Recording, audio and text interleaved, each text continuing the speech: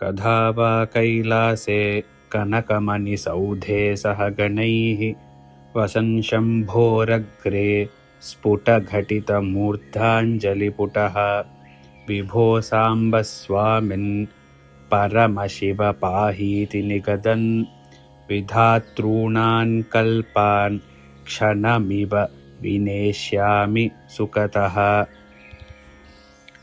ఈ శ్లోకంలో స్వామివారు కైలాసం యొక్క వర్ణన, స్వామివారి యొక్క దర్శన గురించి వర్ణిస్తున్నారు. కథావా కైలాసే కనకమణి సౌదే సహగణై. కైలాసే అంటే కైలాసములో, కనకమణి సౌధే బంగారముతో మణులతో నిర్మించబడినటువంటి ఒక ఆసనం లేదా అలాంటి ఒక చోటులో సహ గణై, గణై సహ అంటే తన యొక్క గణాలతో, సాంబ అంటే అమ్మవారితో కలిసి, పిల్లలైనటువంటి వినాయకుడు, సుబ్రహ్మణ్యుడు, మిగతా వాహనాలన్నిటితో కలిసి కూర్చొని ఉన్నారట.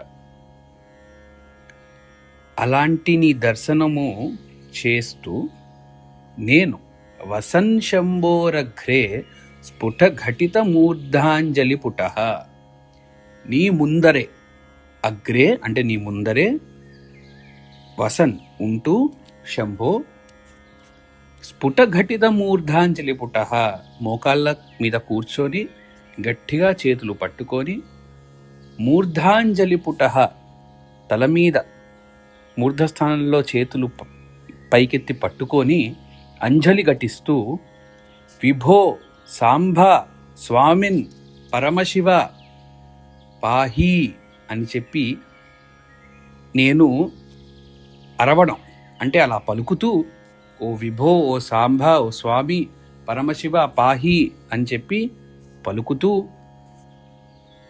బ్రహ్మకాలం అంటే 1000 యుగాల కాలాలు కూడా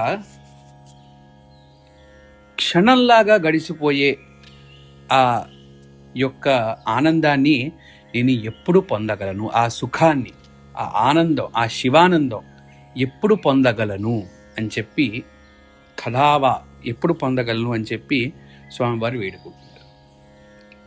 అంటే స్వామివారి దగ్గర అలా కూర్చొని ఆయన దర్శనం చేస్తూ, ఆయన్ని శరణాగతి చేస్తూ ఉన్నప్పుడు బ్రహ్మకాలములు అయిపోయినా కూడా, బ్రహ్మకల్పాలు అయిపోయినా కూడా, కల్పము అంటే 1000 సంవత్సరాలు, 1000 యుగాలు, 1000 యుగాలు అనగా 4320 లక్షల సంవత్సరాలు అలా గడిచిపోయినా కూడా అదంతా నాకు ఒక క్షణంలాగే కనపడుతుంది.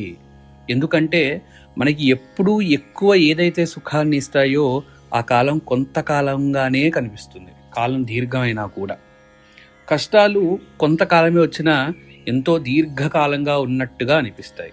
ఇది సహజమైన గుణం. అలాంటి కొన్ని బ్రహ్మకాలాలు గడిచిపోయినా క్షణంలాగా అనిపించే నీ కైలాసంలో నిన్ను చూస్తూ ఆ దర్శనం ఎప్పుడు నేను చేయగలను అని చెప్పి స్వామివారు ఈ శ్లోకంలో చెప్తున్నారు.